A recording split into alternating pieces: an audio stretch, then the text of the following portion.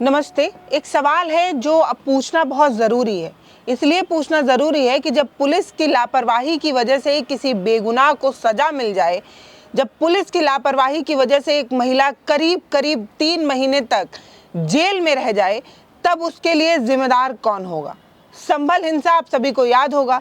संभल हिंसा मामले में एक बेकसूर महिला को आज करीब 3 महीने के बाद बेकसूर माना गया है और ये माना गया है कि उस पर जितनी भी चार्जशीट लगाई गई थी, जितनी भी धाराएं लगाई गई थी, सब कुछ फर्जी था।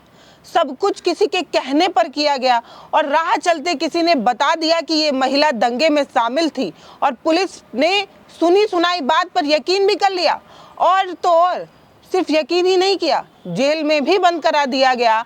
और जेल में 3 महीने की सजा काटने के बाद जब महिला वापस लौटती है तो इतने सदमे में है कि वो किसी को कुछ बता भी नहीं पा रही है कि 3 महीने जेल के अंदर उस महिला के साथ क्या कुछ हुआ और उस महिला पर कितने सितम ढाए गए। क्योंकि वो बुर्का पहनने वाली है, क्योंकि वो मुस्लिम है, इसलिए उस पर लगे सभी आरोप हर खाकी वर्दी वाले को सच ही लगते हैं। क्या है पूरा मामला, ये आपको तसल्ली से बताती हूँ। संभल हिंसा मामला आपको याद ही होगा कि संभल मस्जिद, जो जामा मस्जिद है, उसके सर्वे के समय कैसे पत्थरबाजी हुई, कुछ लोगों को चोट भी लगी, कुछ लोग घायल भी हुए और कुछ लोगों की जानें भी गई। इसी हिंसा मामले में 3 महिलाओं को गिरफ्तार किया गया था, जिसमें से एक महिला जिसकी उम्र करीब 45 साल की है। इन महिला को अब बेकसूर माना गया है और पुलिस ने ये माना है कि इन पर जो भी धाराएं लगाई गई थी, जो कुछ भी इनके खिलाफ चार्जशीट में लिखा गया था, वो सब कुछ झूठ था और कुछ भी साक्ष्य इनके खिलाफ मिले ही नहीं। पुलिस ने खुद कहा कि राह चलते किसी शख्स ने इनका नाम बता दिया और हमने जो है इन्हें गिरफ्तार कर लिया। अब आज करीब 3 महीने बाद जब इन्हें बेकसूर मान बरी कर दिया गया है, तब इनके ज़िंदगी के करीब 3 महीने जो इन्होंने जेल में काट दिए, उसका क्या, ये बड़ा सवाल है। तसल्ली से जानिए। तो संभल हिंसा मामले में करीब 87 दिनों तक जेल में रही बेकसूर फरहाना अब ये बता भी नहीं पा रही कि उनके साथ करीब 3 महीने जेल के अंदर क्या हुआ। पड़ोसन ने अपनी बहन को बचाने के लिए इन्हें फंसाया और पुलिस ने भी बिना कुछ रीचेक किए इन्हें गिरफ्तार भी कर लिया। दरअसल एक सीसीटीवी फुटेज सोशल मीडिया पर वायरल होता है, जिसमें एक महिला जो करीब दुबली पतली कदकाठी की होती हैं, वो पत्थर चलाते नजर आती हैं और पत्थर चलाते हुए इस महिला को देखा गया और बगल में एक और महिला नजर आ रही है जो बुरखे से अपना बुरखा पहनी हुई है और चेहरा उन्होंने कवर किया हुआ है। वो महिला कौन है ये जाने बगैर बस ये जाना गया क्योंकि उसने बुरखा कवर की हुई है तो ये महिला फरहाना होंगी और ये सोचकर उन्हें गिरफ्तार कर लिया गया, जबकि फरहाना बार बार पुलिस वालों को ये कहती रही कि वो निर्दोष हैं, उनका कोई गुनाह नहीं है। लेकिन फरहाना से बार बार यही पूछा जा रहा था कि कहाँ से ट्रेनिंग मिली, किसने सिखाया, पुलिस पर पत्थर क्यों बरसाया। इस तरीके के सवाल पूछे जा रहे थे और फरहाना बार बार अपनी बेगुनाही का सबूत देने की कोशिश करती रही, लेकिन पुलिस ने एक भी नहीं सुनी। अब फरहाना जो है वो बाइज्जत बरी हो चुकी हैं। यूपी के संभल में 24 नवंबर 2024 को जामा मस्जिद के सर्वे के दौरान एक हिंसा होती है, जिसमें 4 लोगों की गोली लगने से मौत होती है और करीब 25 से ज़्यादा पुलिस वाले घायल होते हैं। प्रशासन और प्रशासनिक अधिकारियों और कर्मचारियों के घायल होने, उन पर पत्थर फेंकने के आरोप में 45 साल की फरहाना को जो है वो जेल हो जाती है और 87 दिन जेल में बिताने के बाद जब पुलिस दोबारा से जांच करती है, तब फरहाना जो है वो बेकसूर पाई जाती हैं। उनके पड़ोस की रहने वाली एक महिला ने जानबूझकर अपनी बहन को बचाने के लिए इनका नाम जो है वो सामने ला देती है। अब आपको जानकर हैरानी होगी कि फरहाना बेकसूर कैसे साबित हुई। तो फरहाना का वजन जो है वो करीब 120 किलो है। 1 कुंटल से अधिक का वजन होना फरहाना के लिए वरदान साबित होता है और इस वजह से फरहाना जो है वो बेकसूर पाई जाती हैं। ये माना जाता है कि इतनी अधिक वजन को लेकर फरहाना इतनी फुर्ती के साथ ना तो छत पर चढ़ सकती है और ना ही इतनी फुर्ती के साथ पत्थर फेंक सकती हैं। इस बात पर जब दोबारा से इन्वेस्टिगेशन होता है, तब पता चलता है कि फरहाना पर जो कुछ भी आरोप लगे वो गलत थे। मतलब चीख चीख कर फरहाना ये बताने की कोशिश करती रही कि वो बेकसूर है, लेकिन उनकी बात नहीं सुनी गई। और बाद में जब पुलिस से ये पूछा गया कि किस आधार पर फरहाना को जेल में रखा गया, कैसे पता चला कि फरहाना ने पत्थर चलाए थे, तब एक पुलिस वाले ने कहा कि हम उस जगह पर गए थे, हमने लोगों से जानने की कोशिश की कि कौन कौन थे जिन्होंने पत्थर चलाया। कोई किसी का नाम बताने की कोशिश ही नहीं कर रहा था, कोई बता ही नहीं रहा था। तभी राह चलते कुछ लोगों ने हमें नाम ना बताने की शर्त पर यह बताया कि 3 महिलाएं हैं जिन्होंने पत्थर चलाया, उसमें एक का नाम फरहाना था। मतलब राह चलते किसी एक शख्स ने पुलिस वालों को बताया और पुलिस वाले जो है वो किसी राह चलते इंसान की बात सुनकर आगे इन महिलाओं का नाम बढ़ा देते हैं। मीडिया रिपोर्ट के मुताबिक जो फरहाना है उनके खिलाफ भारतीय न्याय संहिता की धारा में हत्या का प्रयास, दंगा करने, ऑन ड्यूटी सरकारी कर्मचारी के काम में बाधा पहुंचाने सहित कई गंभीर धाराओं में मुकदमा दर्ज किया गया था। मामले की जांच कर रही एसआईटी ने जब कोलेजियम से रिपोर्ट मांगी तब फरहाना के परिजनों ने ये बताया कि वो एक बहुत बुरा दौर था और अब हम उससे निकल चले हैं। 120 किलो का वजन उनकी बेगुनाही का सबूत बना और उनकी रिहाई में मददगार साबित हुआ। दरअसल एसआईटी ने अपनी रिपोर्ट में ये कहा कि फरहाना का वजन 120 किलो है और वो छत पर चढ़ ही नहीं सकती।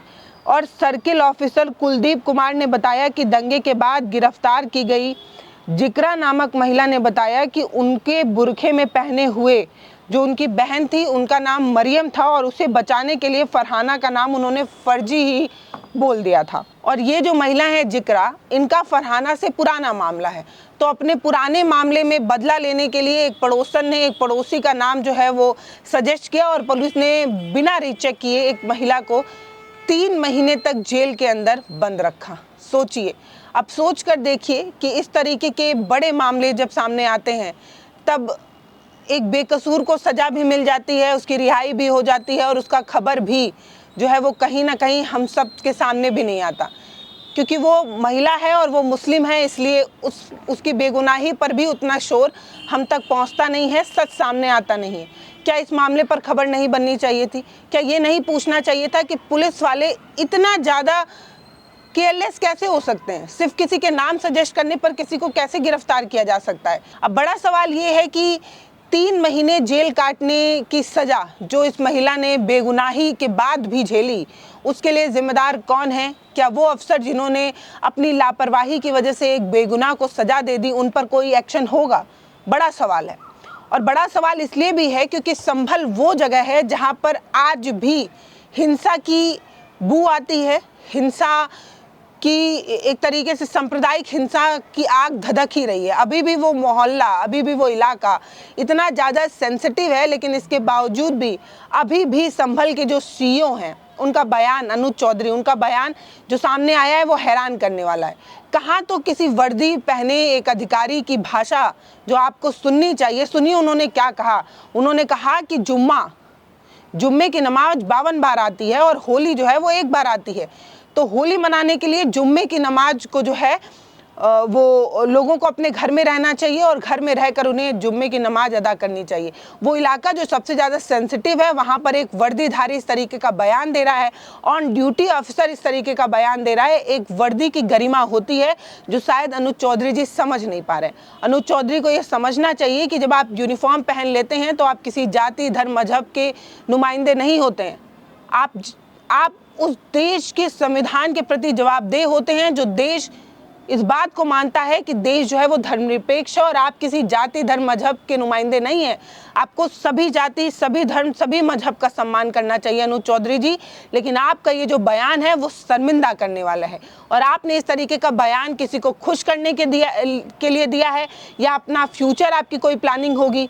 आपने ये सोचा होगा कि जब वर्दी नहीं रहेगी तब कोई राज्यसभा वगैरह का टिकट वगैरह मिल जाए, इसलिए आपने इस तरीके का बयान दिया। लेकिन आपने वर्दी की गरिमा को भी ठेस पहुंचाया है, संविधान को भी ठेस पहुंचाया है और आपने अपनी ड्यूटी का भी अपमान किया है। क्या कहा है उन्होंने, सुनिए। नहीं, मेरा सीधा साफ ये है, होली का दिन है, जुम्मा साल में 52 बार आता है, होली साल में 1 बार आती है। तो मुस्लिम समुदाय के लोगों को यदि किसी को लगता है भाई आपको होली के रंग से आपका धर्म भ्रष्ट हो जाएगा या जो भी है, तो वो उस दिन ना निकले, घर से ना निकले। और यदि निकले तो उसका इतना बड़ा दिल होना चाहिए, वो दिल होना चाहिए कि भाई सब एक जैसे हैं, रंग तो रंग है। जिस तरह पूरे साल इंतजार करता है मुस्लिम पक्ष ईद का, इसी तरह से होली का भी इंतजार हिंदू पक्ष करता है। होली रंग डाल के, मिठाई खिला के, बुरा न मानो होली, इस तरह से मनाई जाती है। और ईद में भी लोग सेवैयाँ बनाते हैं, गले मिलते हैं, एक दूसरे के यहाँ जाते हैं, आते हैं, तो सेम उसी तरह का त्यौहार है। तो आप दोनों पक्षों के लिए, हिंदू मुस्लिम, आप एक दूसरे का सम्मान करें और अनावश्यक किसी पे यदि कोई निकल रहा है उस पर रंग ना डालें। ये हिंदू पक्ष के लिए भी हमने भाई, यदि कोई उससे बच रहा है तो उस पर भी रंग ना आप डालें। और यदि उस दिन होली का दिन है, सबसे बड़ी बात, वो जिसको लगता है कि रंग का वो बुरा मानेगा, तो उस दिन किसी भी हालत में अपने घर से ना निकले, अपने घर में रहे, एक दिन घर में रहे, तो उसमें शांति भी बनी रहेगी और एक मैसेज भी अच्छा रहेगा। तो बाकी सबके लिए प्रशासन, खासकर संभल में, हम कोई भी इस तरह की लापरवाही किसी भी पक्ष की बर्दाश्त नहीं करेंगे और यदि कोई शांति व्यवस्था भंग करेगा तो उस पर सख्त कार्रवाई होगी। ऐसा नहीं है कि ऑन ड्यूटी अफसर इस तरीके का बयान ऐसे ही दे देते हैं। हमारे देश में इस तरीके की पॉलिटिक्स चल रही है और जो अभी सत्ता में है उनको इस तरीके की बातें बोलने की आदत है। जब हमारे देश के प्रधानमंत्री ही कपड़ा देखकर लोगों की पहचान कर लेते हैं, कोई टोपी देखकर पहचान लेता है और कोई ये कह देता है कि 20 की गर्मी निकाल देंगे, तो कोई बड़ी बात नहीं है इस तरीके की चीज़ें होना। जब उत्तर प्रदेश के मुख्यमंत्री ये कहते हैं कि जो 20 है उनके लिए सद्भावना वाली ट्रेन चलाई जाएगी, बुलेट ट्रेन चलाई जाएगी, 80 बनाम 20 का पॉलिटिक्स जो उत्तर प्रदेश में खेला जा रहा है, उसमें अनुज चौधरी का इस तरीके का बयान देना कोई बहुत बड़ी बात नहीं है। और अनुज चौधरी के बयान के सपोर्ट में योगी जी ने क्या कहा है, इस वीडियो में सीओ अनुज चौधरी का बयान लगाने का कई मायना है। पहला मायना ये कि जब एक कोई ऑन ड्यूटी अफसर इस तरीके की मानसिकता रखकर ड्यूटी करता हो, तब हर बुर्का पहने महिला उन्हें आतंकवादी ही नजर आएंगी और हर बुर्का पहनी महिला जो है वो आरोपी ही नजर आएंगी। राह चलते किसी ने नाम सजेस्ट किया और आगे का नाम बढ़ा दिया जाए, ये यूनिफॉर्म की ड्यूटी नहीं है, ये खाकी वर्दी की ईमानदारी नहीं है। अगर किसी ने नाम सजेस्ट किया तो रीचेक करना, जो सबूत है उन्हें इकट्ठा करना, उसके बाद किसी को सजा देना, ये है नियम। हमारे देश का संविधान ये कहता है कि भले ही 100 दोषी छूट जाएं लेकिन एक बेगुनाह को सजा नहीं होनी चाहिए। लेकिन उसी संविधान की शपथ खाने के बाद हमारे देश के नेता इस तरीके की बयानबाजी करते हैं, जो हिंदू बनाम मुस्लिम करते हैं, एक दूसरे को लड़ाते हैं और जिनको तो संभालने की जिम्मेदारी है, जो कानून व्यवस्था के रक्षक हैं, वही लोग भक्षक बन गए हैं। वो कानून की गरिमा को रोज घूट घूट कर पी रहे हैं और रोज उसकी हत्या कर रहे हैं। अनुज चौधरी का ये बयान इस तरफ इशारा करता है कि उत्तर प्रदेश का पुलिसिया सिस्टम किस तरीके से काम करता है। बाकी आप हमें कमेंट सेक्शन में लिखकर ये बताइएगा कि 3 महीने जेल की सजा काटने वाली बेकसूर महिला की कहानी, उसको न्याय मिल पाएगा या नहीं। आप अपनी राय कमेंट सेक्शन में लिखकर बताइए। नमस्ते, मैं पल्लवी हूँ, आप भारत एक नई सोच देख रहे हैं। बहुत बहुत धन्यवाद।